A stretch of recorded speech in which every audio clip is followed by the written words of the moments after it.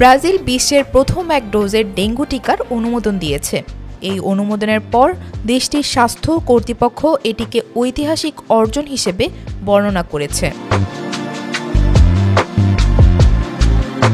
ব্রাজিলের স্বাস্থ্য নিয়ন্ত্রক সংস্থা ANVSA সাও পাওলোর বুটানটান ইনস্টিটিউটের উদ্ভাবিত বুটানটান ডিভি নামের এই টিকার ব্যবহার অনুমোদিত হয়েছে 12 থেকে 59 বছর বয়সীদের জন্য। বর্তমানে বিশ্বে অনুমোদিত একমাত্র ডেঙ্গু টিকা হল TAK-003, যা 2 ডোজে দেওয়া হয়। প্রতিটি ডোজের মধ্যে 3 মাসের ব্যবধান থাকে। ব্রাজিলে 8 বছর ধরে পরিচালিত পরীক্ষার পর উদ্ভাবিত একক ডোজ টিকাটি দ্রুত সহজভাবে টিকাকরণ কর্মসূচি চালাতে সহায়ক হবে বলে মনে করা হচ্ছে। বুটানটান ইনস্টিটিউটের পরিচালক এসপার কালাস সংবাদ সম্মেলনে বলেন, এটি ব্রাজিলের বিজ্ঞান ও স্বাস্থ্য খাতে এক ঐতিহাসিক অর্জন। যে রোগ আমাদের দশকের পর দশক ভোগাচ্ছে, এখন সেটিকে শক্তিশালী অস্ত্র দিয়ে মোকাবেলা করা সম্ভব।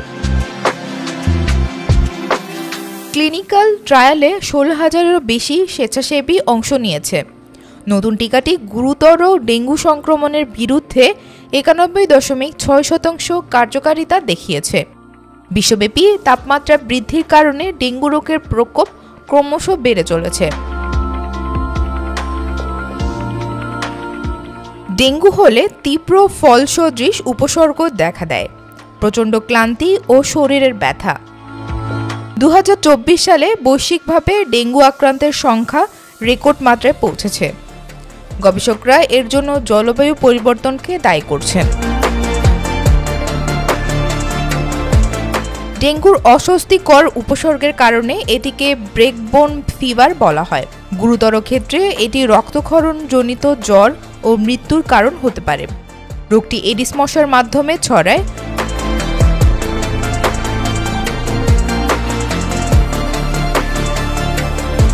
সম্প্রতি এর বিস্তার এমন অঞ্চলে দেখা যাচ্ছে যেখানে আগে সচরাচর দেখা যেত না, ইউরোপ ও যুক্তরাষ্ট্রের কিছু অংশে। বিশ্ব স্বাস্থ্য সংস্থার তথ্য অনুযায়ী 2024 সালে বিশ্বব্যাপী 1,46,00,000-এরও বেশি মানুষ ডেঙ্গুতে আক্রান্ত হয়েছে এবং প্রায় 12,000 মানুষের মৃত্যু ঘটেছে, যা এ পর্যন্ত সর্বোচ্চ। এর অর্ধেক মৃত্যুই ঘটেছে ব্রাজিলে।